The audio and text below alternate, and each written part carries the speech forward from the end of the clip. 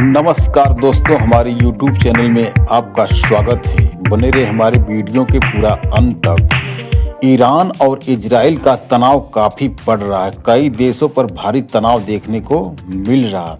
अगर ये विशाल युद्ध में बदलता है तो इसमें भारत भी शामिल है और बहुत ही नुकसान होगा।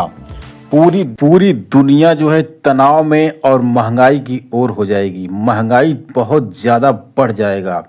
हमारे देश भारत से ज़्यादा लगाव ईरान से रहा।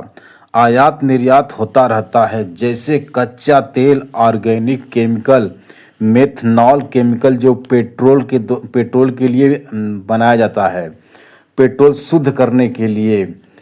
और जैसे ईरान से बादाम, पिस्ता, अखरोट, खजूर, बहुत ज़्यादा खनिज पदार्थ भी ईरान से हमारे भारत देश में आयात होता है। 2024 के आसपास भारत में ईरान से लगभग $1 अरब से भी ज़्यादा आयात किया था। ईरान जो है हमारे देश भारत से भी बहुत सारे खनिज पदार्थ खरीदता रहता है, जैसे बासमती चावल खास करके ईरान में जाता है।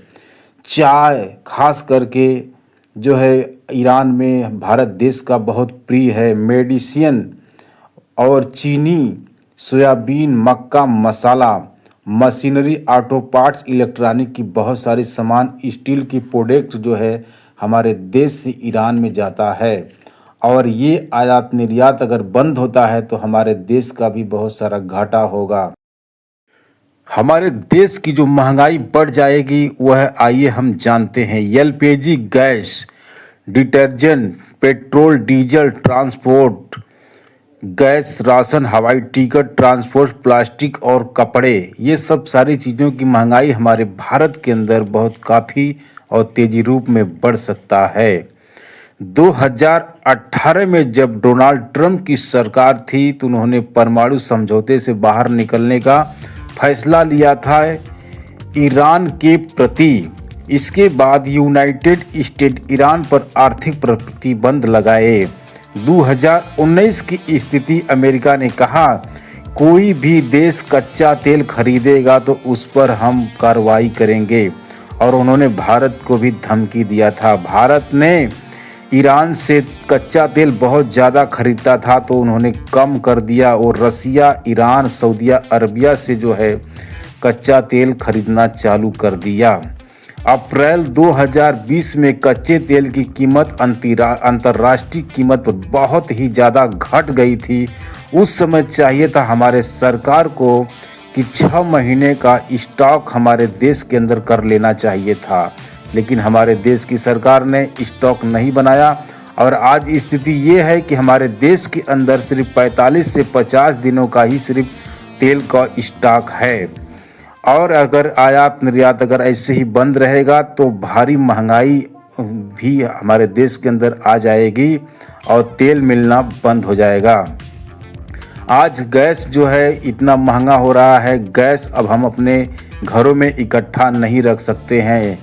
अब जो गैस हम बुक करते थे 15 दिनों में, 19 दिनों में, अब वो सीधा 25 से 30 दिनों के बाद ही हमें गैस मिलेगा। अब आइए हम मुद्दे की बात करते हैं। हम जो है ईरान की बात करते हैं और इजराइल की आज बात करेंगे। जो लड़ाई लगी है, हिजबुल्लाह लेबनान राजनीतिक समस्त संगठन है। इसकी स्थापना 1982 में हुई थी। इसका मुख्य आधार है लेबनान में है। यह संगठन ईरान का समर्थक करता है। हमाज फिलिस्तीन यह एक राजनीतिक समस्त संगठन है। इसकी स्थापना 1987 में हुई थी। इसका मुख्य उद्देश्य है इजराइल के खिलाफ कार्रवाई करना। इसका ज़मीनी विवाद है इजराइल के साथ में। जब यह जो है संगठन आतंकवादी संगठन माना जाता है। हिजबुल्लाह लेबनान, हमाज फिलिस्तीन, ये संगठन जो है आतंकवादी संगठन माना जाता है। और जब यह ईरान से मिलता है तो भारी जो है दुश्मनी पैदा होती है इजराइल से, क्योंकि इजराइल से ज़मीनी विवाद चल रहा है। अब हम आपको बता दे रहे हैं कि यदि हमारे भारत देश पर अगर हमला होगा तो हमारा भारत देश भी किसी से कम नहीं है, क्योंकि हमारा भारत देश विश्व गुरु माना जाता है। वो पहले वाला भारत नहीं है, अब भारत लड़ना भी जानता है। अगर भारत को कोई छेड़ेगा तो भारत भी हमारा किसी से कम नहीं है। वो जवाबी कार्रवाई तुरंत करेगा, क्योंकि भारत में बड़े बड़े मिसाइल और जो है बड़े बड़े हथियार और बड़े बड़े जो है बम और जो है बड़े बड़े मिसाइलें हमारे भारत के अंदर, परमाणु भी है। और आपको बता दें, जिन देशों के पास परमाणु बम नहीं है वह देश चुप्पी साध कर बैठा हुआ है।